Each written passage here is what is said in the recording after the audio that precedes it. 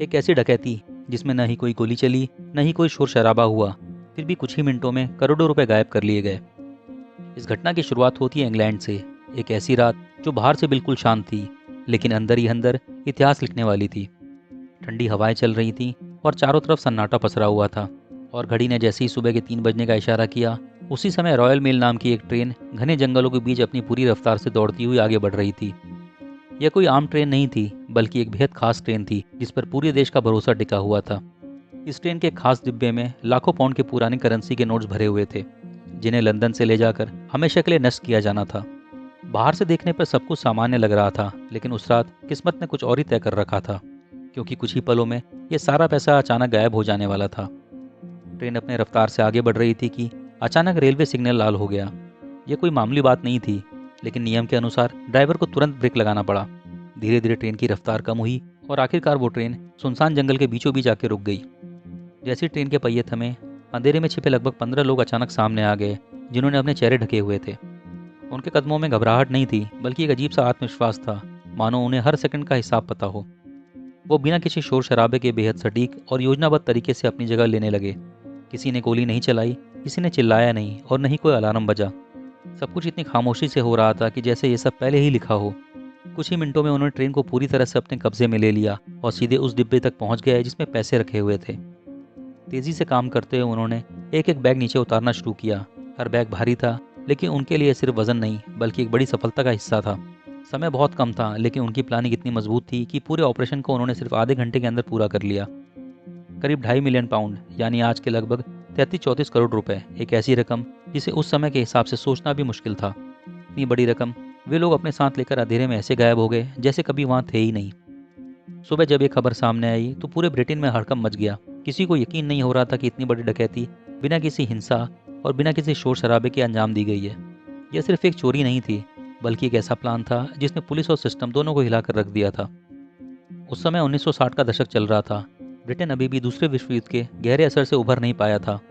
देश की अर्थव्यवस्था धीरे धीरे पटरी पर लौट रही थी। लोग अपनी जिंदगी को फिर से सामान्य बनाने की कोशिश कर रहे थे और हर चीज का एक नया भरोसा धीरे धीरे बन रहा था।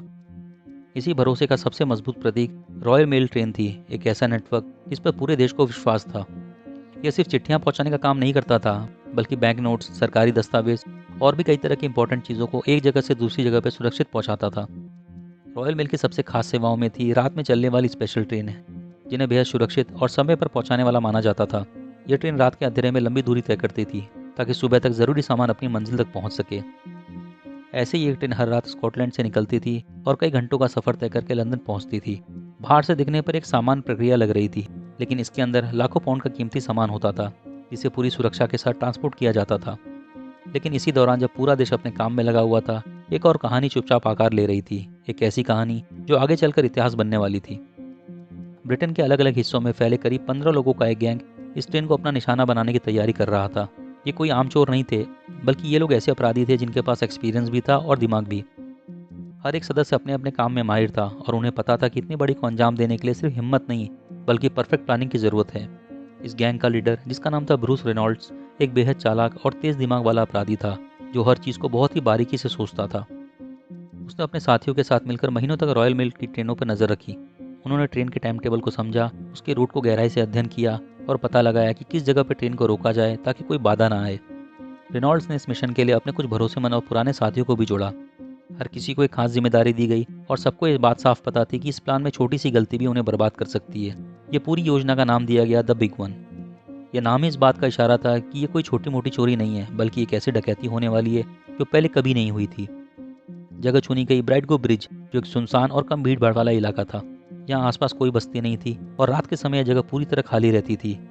यह वो जगह थी जहाँ पर ट्रेन को रोका जाना था और पूरी डकैती को अंजाम दिया जाना था। सब कुछ धीरे धीरे अपनी जगह पे सेट हो रहा था और बस अब उस रात का इंतजार था जब यह प्लान हकीकत में बदलने वाला था। 7 अगस्त की रात, वो रात जिसका इंतजार इस गैंग ने महीनों तक किया था। चारों तरफ गहरा अंधेरा था और सब कुछ बिल्कुल प्लानिंग के अनुसार आगे बढ़ रहा था। जैसे रॉयल मेल की ट्रेन ब्राइडगो ब्रिज के पास पहुंची, गैंग ने अपने सबसे अहम कदम को अंजाम दिया। उन्होंने पहले से रेलवे सिग्नल के सिस्टम के साथ छेड़छाड़ कर दी थी और अचानक हरे रंग की जगह लाल सिग्नल हो गया। यह सब इतना सटीक तरीके से किया गया था कि ड्राइवर को जरा सा भी शक नहीं हुआ। नियम के अनुसार ड्राइवर को तुरंत ट्रेन रोकनी पड़ी। धीरे धीरे ब्रेक लगे और कुछ ही पलों में तेज रफ्तार से दौड़ती हुई ट्रेन सुनसान इलाके में आकर थम गई। जैसी ट्रेन रुकी, अंधेरे में छिपे हमलावर हरकत में आए और उन्होंने अपना काम शुरू कर दिया। कुछ लोग सीधे इंजन की तरफ दौड़े, जहां ड्राइवर और उसका सहायक मौजूद थे। उन्होंने बिना समय गंवाए दोनों को काबू में कर लिया। इसी दौरान हल्की झड़प जरूर हुई, लेकिन गैंग का मकसद साफ था, कम से कम शोर और ज़्यादा से ज़्यादा तेज़ी से काम। उन्होंने ड्राइवर को हटाया और उसकी जगह एक नकली ड्राइवर को इंजन संभालने के लिए बैठा दिया गया। यह आदमी पहले से ट्रेन चलाने की ट्रेनिंग ले चुका था, ताकि प्लान में कोई रुकावट ना आए।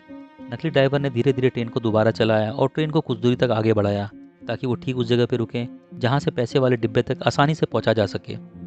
अब गैंग पूरी तरह अपने असली लक्ष्य के सामने था। उन्होंने तुरंत उस डिब्बे को घेर लिया जिसमें बैंक नोट भरे हुए थे। वो डिब्बा ट्रेन के बाकी डिब्बों से ज़्यादा सुरक्षित था, लेकिन गैंग ने इसके लिए पूरी तैयारी की हुई थी। भारी औजार जैसे लोहे के कटर, पावर टूल्स निकाले गए और कुछ ही मिनटों में सारे ताले तोड़ दिए गए। जैसे ट्रेन के डिब्बे का दरवाज़ा खुला, अंदर रखे बैगों की कतार दिखाई दी। हर बैग में पुराने लेकिन पूरी तरह से लीगल बैंक के करेंसी नोट्स भरे हुए थे। ये वो पल था जिसके लिए गैंग के हर सदस्य ने महीनों तक इंतजार किया था। एक एक करके ये सारे बैग बाहर निकाले जाने लगे और जिन्हें नीचे खड़े ट्रकों में तेजी से लोड किया जा रहा था। हर बैग करीब 25 किलो का था, वजन में भारी, लेकिन उसकी असली कीमत उसके अंदर भरे नोटों में छिपी हुई थी। समय बहुत कम था और यहाँ पे हर सेकंड की बहुत ही ज़्यादा कीमत थी। गैंग का हर सदस्य अपने काम में पूरी तरह से फोकस था। कोई बैग उठा रहा था, कोई उस बैग को ट्रक के अंदर जमा कर रहा था और कोई आसपास नजर रखे हुए था। पूरा ऑपरेशन इतनी सफाई और तेजी से किया गया था कि मानो ये कोई पहले से रिहर्सल किया हुआ सीन हो। न कोई घबराहट, न कोई गलती। सब कुछ बिल्कुल प्लानिंग के अनुसार किया जा रहा था और देखते देखते सिर्फ 30 मिनट के अंदर ये पूरी डकैती खत्म हो गई। कुछ देर पहले जहाँ पे एक चलती हुई ट्रेन आसानी से जा रही थी, अब वहाँ पे सिर्फ सन्नाटा पसरा हुआ था और एक गैंग लाखों पाउंड लेकर अंधेरे में गायब हो चुका था। इस डकैती को अंजाम देने के बाद यह गैंग बिना समय गंवाए अपने अगले ठिकाने की ओर बढ़ गया। रात के अंधेरे में ट्रकों में भरे नोटों के साथ वे लोग सीधे बकिंगम शहर के एक पुराने और सुनसान फार्म हाउस की तरह निकले। इस जगह को पहले से ही तैयार किया जा चुका था, ताकि ट्रेन से चुराए गए नोट यहाँ पे छिपाए जा सकें। यह फार्म चारों तरफ से घनी झाड़ियों से घिरा हुआ था। टूटी फूटी दीवारों वाले एक दो मंजिला मकान भी थे और यहाँ पर दूर दूर तक किसी इंसान का कोई नामो निशान नहीं था। अब यही उनका टेम्परेरी अड्डा बन गया था, जहाँ पे वो कुछ दिन रुककर लूटे गए पैसों को गिनने और बांटने वाला काम करने वाले थे। जैसे ही वे लोग वहाँ पहुंचे, तुरंत बैगों को अंदर लाया गया और लकड़ी के पुराने फर्श पर एक एक करके जमा किया गया। ये कुल 128 बैग थे और हर बैग के अंदर हजारों पाउंड थे। उस कमरे में हल्की रोशनी थी और जैसे ही बैग खोले गए, पुराने बैंक के नोट्स की एक खास खुशबू पूरे माहौल में फैल गई। गैंग के सदस्य अब और तेजी से काम करने लग गए। कुछ लोग बैग खाली कर रहे थे, कुछ नोट गिन रहे थे और कुछ बाहर पहरा दे रहे थे। लेकिन गिनती शुरू होते ही एक बड़ा झटका लगा। रकम उनकी उम्मीद से कई ज़्यादा निकली। उन लोगों ने जितना सोचा था उससे भी कई गुना ज़्यादा पैसे उनके सामने पड़े हुए थे। उस वक्त गैंग के हर सदस्य को यही लग रहा था कि उन्होंने इतिहास रच दिया है। लेकिन यही वह जगह थी जहां उन लोगों ने अपनी सबसे बड़ी गलती कर दी।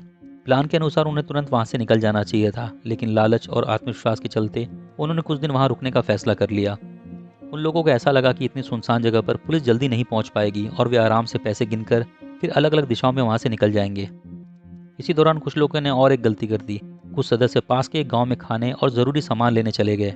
उन लोगों ने वहां पे ब्रेड, दूध और बाकी चीज़ें खरीदी, लेकिन गलती ये हुई कि उन्होंने दुकानदार को पेमेंट उसी पैसे से की जो कि उन लोगों ने उस ट्रेन से चुराए थे।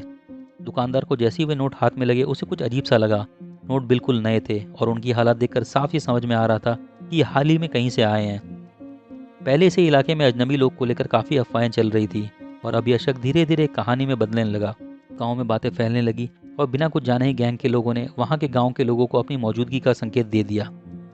उधर दूसरी तरफ पुलिस भी अब पूरी तरह से सक्रिय हो चुकी थी। जैसे डकैती की खबर फैली, पूरे ब्रिटेन में हड़कंप मच गया और जांच शुरू हो गई। 9 अगस्त की सुबह स्कॉटलैंड यार्ड की एक टीम ने इस फार्म हाउस पे छापा मारा।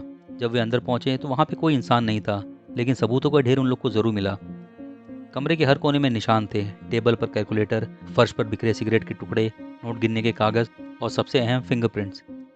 ये सब पुलिस के लिए किसी खजाने से कम नहीं था। इन सबूतों को इकट्ठा किया गया और क्रिमिनल रिकॉर्ड से मिलाया गया। हैरानी की बात यह थी कि पुलिस को सिर्फ 48 घंटे के अंदर ही गैंग के कई सदस्यों की पहचान मिल गई।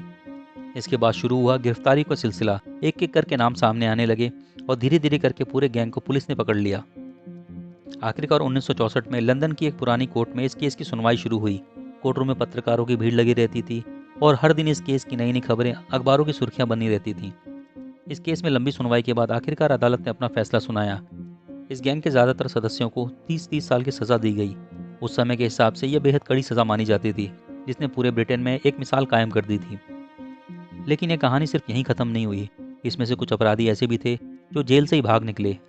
जिसमें से एक मशहूर अपराधी ऐसा भी था जो जेल से फरार होकर ब्राज़ील पहुंच गया और सालों तक पुलिस से बचता रहा। वहीं इस केस का मास्टरमाइंड और इस गैंग का लीडर ब्रूस रेनॉल्ड्स, जिसमें बाद में खुद ही पुलिस को सरेंडर कर दिया।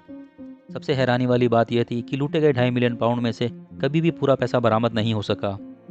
1963 की यह ग्रेट बैंक रॉबरी सिर्फ एक डकैती नहीं थी, बल्कि एक ऐसी घटना थी जिसने कानून और अपराध के बीच की रेखा को धुंधला कर दिया था। आज भी ये सवाल लोगों के मन में जिंदा है कि आखिर वो सारा पैसा कहाँ गया। क्या वो अभी भी कहीं छुपाया हुआ है, या फिर हमेशा के लिए इतिहास का हिस्सा बन चुका है। धन्यवाद।